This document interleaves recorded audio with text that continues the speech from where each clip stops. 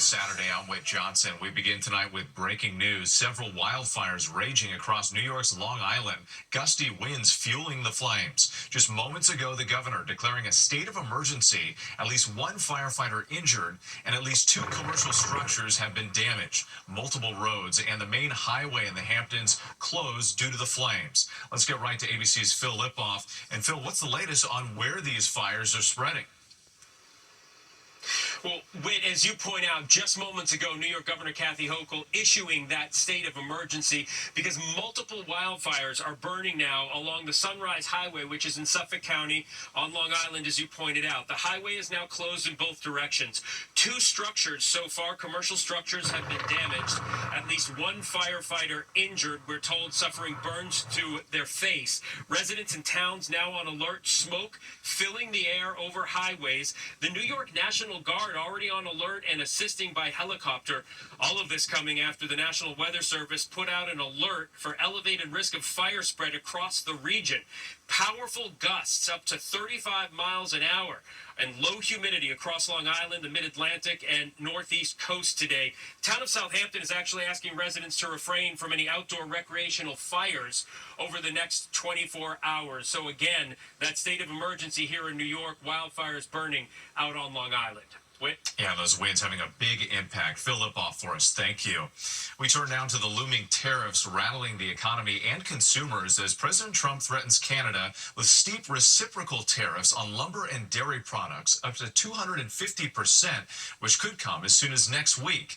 Economists predicting that higher lumber tariffs could unleash pain across the U.S. and would add up to $10,000 to the cost of building a new single-family home.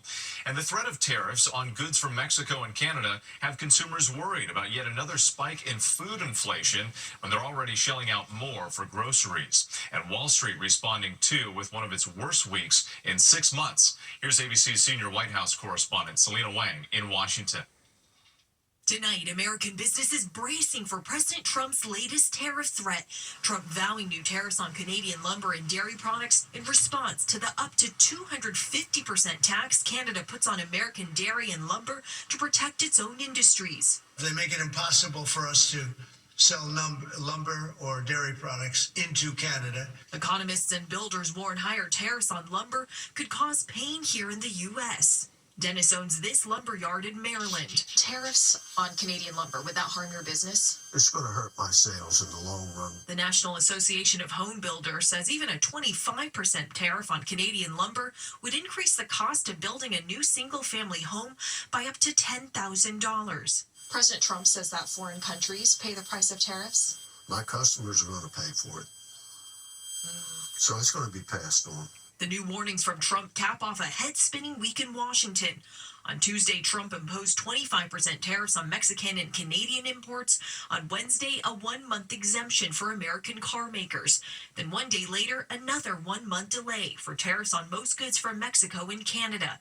The confusion and chaos tanking the stock market in one of its worst weeks in 6 months. The president saying the uncertainty is here to stay. There'll always be changes and adjustments. There'll always be some modifications. I mean, if you have a wall in front of you, sometimes you have to go around the wall instead of through it. What DOGE is really trying to do. Outside of Washington, Republicans also feeling the heat, voters slamming Trump and Elon Musk's efforts to downsize the federal government. And I'd love for you to stand up to DOGE and Elon Musk and speak out against any more cuts. Elon Musk is not hiring or firing anybody. That is left up to the department heads. In a tense White House meeting, the billionaire clashing with members of the cabinet over cuts. Trump downplaying the dispute, saying the administration will be more targeted going forward. And Selena Wang joins us now from the White House. Selena, you're also learning new details about the Republican plan to avert a government shutdown. That's right, Whit. House Speaker Mike Johnson has unveiled a spending bill that would keep the government funded through September. It boosts resources for immigration enforcement and defense while cutting some other programs here at home. But actually getting that bill passed will be a major challenge. Democrats are against it. They argue that it empowers Elon Musk in his efforts to aggressively slash federal spending. Whit? A lot of moving parts in Washington. Selena, thank you. And tune into This Week tomorrow morning. Jonathan Karl speaks with top White House economic advisor Kevin Hassett about the economic fallout from President Trump's shifting tariff decisions. We go overseas now, and Russia launching a new egg prices, prompting the Department of Justice to launch an investigation, according to sources. Antitrust enforcers apparently trying to determine if large egg producers conspired to limit the egg supply and raise prices. All of this as a bird flu outbreak has wiped out millions of hens, resulting in a nationwide egg shortage. Here's ABC's Alexis Christoforous. Tonight, the U.S. Justice Department is in the early stages of investigating the country's largest egg producers for what some are alleging is a, quote, coordinated effort to restrict supply and inflate prices. The egg industry says the worst bird flu outbreak in U.S. history has forced them to cull tens of millions of hens, leading to consumers paying an egg surcharge at chains like Waffle House and Denny's and empty store shelves across the country. Prices have nearly doubled in the past year. Averaging about $5 a dozen, eggs now cost nearly as much as a pound of ground beef, and the USDA predicts egg prices could increase another 40% this year. At small businesses like New York City's Square Diner, owner Theodore Karunos is trying to hold off on raising prices. If things hold up at this price, I'll pay $70,000 more for eggs than I did last year. I can't just absorb that hit for the next 9 months. While consumers and businesses shell out more for eggs, profits are soaring at the nation's largest egg producer and distributor. Profits at Cal-Maine surged 342% last quarter compared to a year ago. In a statement to ABC News, the president of the American Egg Board saying to suggest that higher egg prices are the result of anything other than bird flu is a misreading of the facts and the reality. In 2023, a jury trial ordered Cal-Maine and 3 other companies to pay $53 million for unlawfully inflating prices, a verdict the companies are challenging. Cal-Maine has not returned ABC News' request for comment. But the looming threat of tariffs on goods from Mexico and Canada have consumers bracing for more food inflation. Target already saying it will have to raise produce prices, Walmart warning of a sales slowdown, and Costco saying consumers are increasingly opting for cheaper alternatives like private label store brands over name brands. Experts warn egg prices may stay high even if the supply of eggs rebounds, as grocers and restaurants try to reclaim some of their lost profits. Whit? Alexis Christoforous, thank you. Now to a long standoff high in the sky over London. A barefoot man carrying a Palestinian flag climbed up the tower that houses Big Ben.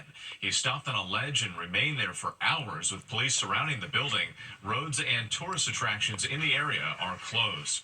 There is much more ahead on World News Tonight this Saturday. A discovery in a river could help solve a 6-decade-old mystery. And the investigation in Miami. What caused the fire that destroyed 3 yachts? Next tonight, investigators are looking into what caused a massive fire at a boatyard in Miami. 3 yachts, one of them a 90-footer, went up in flames early Friday morning. Fire crews attacked the blaze from land and water using foam to put the fire out. There were no injuries. When we come back here tonight, a famous family of eagles just got bigger as a new member emerges. To the index now, authorities in Oregon believe they're coming closer to solving a 6-decade-old mystery. Crews pulled a Ford station wagon from the Columbia River near Cascade Locks on Friday. It matches the vehicle owned by Ken and Barbara Martin. They were last seen going for a drive in 1958 with their 3 daughters, ages 14, 13, and 11. Next, a famous bald eagle couple now has another mouth to feed. Overnight, a 3rd eaglet popped out of its shell in Big Bear, California. 2 older siblings hatched earlier this week. The online Eagle Cam has captured all of it for us. Parents Jackie and Shadow tending to their growing flock. Still ahead here tonight.